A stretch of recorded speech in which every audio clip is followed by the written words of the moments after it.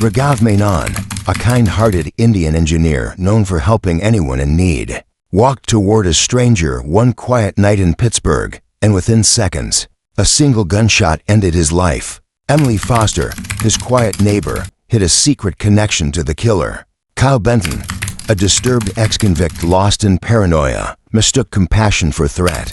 Detective Laura Kent, determined to uncover the truth, would soon expose how one act of kindness spiraled into a deadly collision of obsession delusion.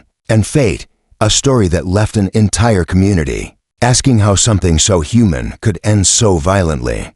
Raghav Menon had always been the kind of man who noticed small things, the flicker of a street lamp, a neighbor's struggling grocery bag, or a stranger sitting alone in the dark. That habit of gentle awareness had made him well-liked among his community. In Pittsburgh's Bloomfield district, he lived a quiet life, working as a software engineer by day and spending evenings on video calls with his family back in Kerala, India. But on that crisp spring night, his attention to detail would draw him into something he could never escape. The air carried a faint chill, the kind that made the edges of the night feel sharp. Raghav had gone out late to pick up milk and bread from the small convenience store a few blocks away. It was nearly 10:30 when he parked his car on the curb outside his apartment building, the street nearly empty except for the faint hum of a streetlight. As he stepped out, balancing his grocery bag, he noticed a figure sitting on the sidewalk a short distance away. The man was hunched forward, his arms resting on his knees, head bowed low. Something about the sight made Raghav pause. The man's clothes looked dirty, his body language unsteady, almost trembling. For a few seconds, Raghav stood frozen beside his car, unsure whether to approach or just go inside. He glanced around, but the street was deserted. It wasn't unusual to see homeless people in the area, yet there was something different about this one, something uneasy, almost dangerous. Still, Raghav's natural empathy took over. He took a slow step forward, his hand still clutching the grocery bag, the plastic handle stretching under the weight. The sound of his footsteps echoed faintly off the pavement. The man didn't move. The flickering streetlight cast long, shifting shadows across the road. A soft breeze rustled through the nearby trees, carrying with it the faint scent of damp earth. As Raghav drew closer, he saw that the man's hands were trembling, his breathing quick, almost panicked. Concern filled Raghav's mind. He had no idea that within moments, this quiet act of kindness would turn fatal. There was no argument, no sign of confrontation, just a single, deafening crack that tore through the stillness of the night. The sound bounced off the apartment walls, startling anyone within earshot.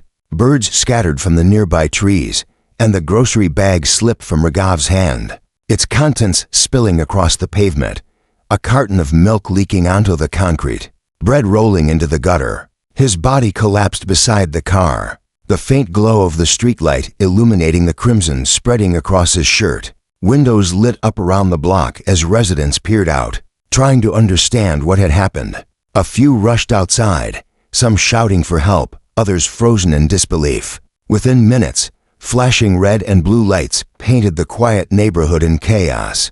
But the man who had been sitting on the curb was gone, swallowed by the darkness between buildings. As paramedics arrived, their hurried movements filled the air with urgency, but Raghav was already beyond saving. The groceries he'd bought for the next morning's breakfast lay scattered beside him, small, ordinary things that suddenly seemed unbearably sad. What had begun as an act of concern ended as a headline that would shake the entire community. The man known for his kindness had been taken down by a single, senseless moment of violence, leaving behind only questions and the haunting echo of that gunshot in a quiet Pittsburgh street. The following morning, Pittsburgh woke to a story that spread faster than the dawn itself. Local news stations interrupted their regular programming with breaking updates. An Indian-origin man had been shot dead outside his apartment for what appeared to be an act of concern. The details were scarce, but the few that emerged painted a horrifying picture. Raghav Menon had been unarmed, gentle, and killed moments after approaching someone who seemed in distress. Within hours, his name was circulating across social media platforms, accompanied by words like senseless, tragic, and heartbreaking. The Bloomfield community was shaken to its core. Neighbors who had seen Ragav every day now gathered in disbelief outside his apartment complex. The police had taped off the area, the yellow barrier fluttering softly in the morning wind. Flowers began to appear near the spot where he had fallen, lilies, marigolds, and candles arranged by people who didn't even know him personally, but felt the weight of his death. For many Indian immigrants living in the city, the murder struck a deeper nerve. Ragav represented everything they believed about quiet survival in a foreign land, hard work, politeness, and the hope of safety. His death broke that fragile illusion. Detective Laura Kent arrived at the scene just after sunrise. She was a veteran officer, the kind who noticed patterns others missed. The first thing she saw was the emptiness of the surroundings. There was no sign of a struggle, no overturned trash cans, no footprints leading away, no sign of theft. Ragav's wallet and phone had been found in his jacket pocket, untouched. It wasn't a robbery. The shot had been deliberate, close range, and clean. Whoever fired it had done so without hesitation. The detectives reviewed surveillance footage from nearby stores and street cameras. One blurry image showed Ragav parking his car and stepping out with his groceries. A faint figure could be seen sitting on the sidewalk, face hidden under a dark hood. The camera flickered, and seconds later, Ragav's body hit the ground. The shooter's face never appeared clearly. The timing suggested the encounter had lasted no more than 30 seconds. It was not random, at least not entirely. As the day went on, calls poured into the police station. Witnesses described seeing a man wandering the area earlier in the week, muttering to himself, sometimes shouting at nothing. Others recalled hearing a single gunshot and then footsteps running away. The accounts were inconsistent, but pointed to one truth. This wasn't a planned attack. It was something impulsive, possibly triggered by a fragile mind. Meanwhile, the Indian diaspora across the United States reacted with grief and outrage. Online forums filled with messages of sorrow and fear. Community leaders called for justice, emphasizing the growing unease among immigrants who already felt unseen. Ragav's family in India received the devastating news late that evening. Their faces captured on video calls filled with disbelief and tears. By the end of the second day, Pittsburgh police officially classified the case as a homicide motivated by unknown circumstances. But for Detective Kent, that phrase meant only one thing. They had no clear suspect, no motive, and no answers. All she had was the haunting image of a kind man offering help to a stranger, and being met with a bullet in return. Somewhere in the city, a killer was walking free, and the reason behind the murder was still buried in silence. Detective Laura Kent knew that when a case had no clear motive, it was usually the motive itself that held the key. Over the next few days, she pored through every report, every witness statement, and every second of camera footage. The streets around Ragav Menon's apartment were mapped, frame by frame, minute by minute. Somewhere in the silence of that night, she believed, lay a clue, something small, enough to be overlooked, but significant enough to explain why an innocent man was gunned down for showing concern. The investigation took its first turn when a woman named Emily Foster came forward. She lived 2 buildings away from Ragav and had seen the same unknown man loitering near her property a few nights before the shooting. Her statement matched other residents who had complained about a strange figure wandering through the neighborhood at odd hours, mumbling to himself and occasionally yelling into the air. The man's description was vague. White male, late 20s, thin build, wearing a dark hoodie. But one detail stood out: a tattoo on his right hand shaped like a small cross. Detective Kent sent the description across to local police databases. Within a few hours, a match surfaced: Kyle Benton, a 29-year-old with a history of assault and mental instability. He had been released from the Allegheny County Correctional Facility 3 months earlier, after serving a 2-year sentence for aggravated assault. His file revealed a troubled past, repeated arrests, psychiatric evaluations, and a trail of restraining orders from women who had once known him. A search of nearby homeless shelters confirmed he had been seen just days before the shooting, agitated and unstable. One staff member recalled him speaking incoherently about people watching him and voices trying to trap him. His paranoia had worsened after his release, and he often drifted around unfamiliar neighborhoods, hiding from imaginary threats. Bloomfield, it seemed, had become his new haunt. Detective Kent visited the area again, looking for any sign of Benton's presence. Behind a grocery store dumpster, they found discarded food wrappers and a tattered jacket with the same cross tattoo, drawn in marker across the sleeve. DNA testing would take days, but Kent already sensed the connection. Kyle Benton wasn't just a random name, he was the shadow that had been circling Raghav's quiet street for weeks. Witnesses later recalled seeing him pacing back and forth near the intersection shortly before the murder. One resident described him as sweating and trembling, like someone about to explode. It was enough for the police to issue an alert for Benton. But when they searched his last known locations, he was gone. No phone, no car, no trace. The case began to unravel into two possibilities. Either Benton had killed Raghav in a sudden fit of delusion, or there was more between them than anyone realized. But Raghav's calm, disciplined life showed no link to the violent drifter. To his friends and colleagues, he was the last person who could have had enemies still. Detective Kent couldn't shake the thought that something personal had driven Benton to that street. The randomness didn't add up. Why there? Why Raghav? Why that moment? As she stood under the same flickering streetlight where Raghav's body had fallen, she felt the same uneasy stillness the night must have held. Somewhere in the darkness, madness and coincidence had collided, and the result was death. As the days turned into weeks, the case seemed to lose momentum. The police had identified a suspect, but Kyle Benton had disappeared as if the city had swallowed him whole. There were no transactions, no phone activity, and no leads on his movements. Detective Laura Kent knew from experience that fugitives like Kyle rarely stayed hidden for long. But this one was different. He wasn't running from the law. He was running from his own mind. Still, something about his link to the neighborhood felt incomplete. He hadn't chosen Bloomfield at random. He had come there for a reason.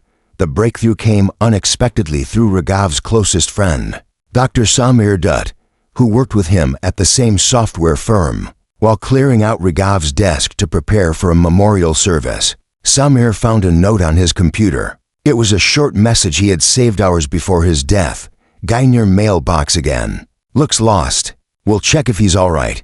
The message confirmed what police had already suspected. Raghav had noticed Kyle before, but there was more. In Raghav's phone gallery, a photo taken 2 weeks earlier showed the same man standing near a familiar house. After cross-checking addresses, Detective Kent realized it was Emily Foster's property. That discovery changed the direction of the investigation. Emily had told police she didn't know Kyle personally, only that she had seen him wandering. But now, the evidence suggested otherwise. Detective Kent visited Emily again, this time unannounced. The young woman looked tense as Kent showed her the photo. She hesitated for a long time before finally admitting the truth. Kyle Benton had once been her boyfriend. Their relationship had ended over a year earlier when Emily discovered his violent temper. What began as small outbursts quickly turned into threats and physical confrontations. She had filed a restraining order after he broke into her apartment one night, screaming that she had betrayed him. Kyle was later arrested for assault and sent to prison. Emily had since moved to Bloomfield to start over, keeping her past private. But Kyle had found her again after his release. He had been showing up near her home, watching from across the street. She hadn't reported it because she didn't want to reopen old wounds. Raghav, being her friendly neighbor, had noticed her distress. A few days before the shooting, he had reportedly stepped in when Kyle appeared near Emily's porch, asking her questions and shouting. Raghav had calmly told him to leave and later checked in on her to make sure she was fine. That single act of kindness marked him in Kyle's unstable mind as the man who had taken everything away. Detective Kent realized the murder was not random at all. It was the result of delusion twisted by rage and jealousy. Kyle had been stalking Emily, consumed by obsession, and Raghav's concern for her became the spark that triggered his paranoia. When Raghav saw him again that night and approached to ask if he was all right, Kyle's fragile grip on reality shattered completely. To him, it wasn't a friendly question. It was confrontation, humiliation, and betrayal all at once. The bullet he fired was meant to silence the ghost of his own failure. The case file, once filled with uncertainty, now had a story that was both chilling and heartbreaking. A man had died not because of hate or theft, but because of someone else's madness. A kindness mistaken for threat, a gesture turned into tragedy. The manhunt for Kyle Benton stretched for 9 tense days. Police units spread across Pittsburgh's outer districts, checking abandoned buildings, shelters, and old motels. Flyers with his face, pale, unshaven, hollow-eyed, were pinned to every lamppost. His description was read out in every police briefing: unstable, armed, and dangerous. The city that had mourned Regav Menon now held its breath, waiting for justice. Detective Laura Kent barely slept, spending her nights reviewing Benton's psychological records and mapping his known routes. She believed he hadn't fled far. People like him rarely did. They clung to familiar corners of their chaos. The break came from a sanitation worker who reported movement inside an old steel factory on the edge of town. It had been closed for years, a massive shell of rust and decay. Patrol officers surrounded the building at dawn. Inside, they found makeshift bedding, half-eaten food cans, and scattered pages torn from a notebook. In the far corner, behind a pile of scrap metal, sat Kyle Benton, trembling, disoriented, and clutching a pistol. He didn't resist. His hands shook violently as the officers moved in. When they cuffed him, he muttered phrases that made no sense. Something about people stealing his thoughts and a man who took her away. The weapon in his possession was immediately sent for forensic testing. The results confirmed what everyone already feared. It was the same gun that had fired the bullet which killed Regav Menon.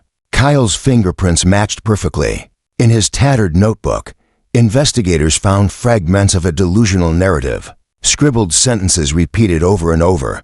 "He thinks he's better than me. She won't talk because of him, and the voices told me to stop him before he hurts her." The entries revealed a mind drowning in paranoia, jealousy, and guilt. During questioning, Kyle's mental state swung between confusion and rage. He spoke of Emily Foster as though she still belonged to him, and of Regav as an intruder who pretended to care. He believed that Regav had turned Emily against him, that the neighborhood was conspiring to humiliate him. In his delusion, pulling the trigger had felt like taking control back. Detective Kent listened quietly to every word, knowing that beneath the madness lay the truth of how easily compassion could be twisted. By a broken mind, when the case finally closed, it left behind a silence that settled heavily over Bloomfield. Regav's friends and neighbors gathered for a memorial, lighting candles at the spot where he had fallen. Emily stood among them, holding back tears, knowing that her past had indirectly stolen the life of a man who only meant to protect her. Dr. Samir Dutt delivered a eulogy that spoke of kindness, courage, and the danger of indifference. The headlines called Regav's story a tragedy that shocked the diaspora. But for those who knew him, it was more than that. It was a reminder of how fragile human decency could be in the face of fear and instability. A single question asked out of concern, "Are you all right, bud?" had become the moment that ended a life and exposed the violent unpredictability of the human mind. Detective Kent would later describe it as one of the saddest cases she had ever worked. A crime without reason, born from the very thing that made Regav Menon who he was: kindness.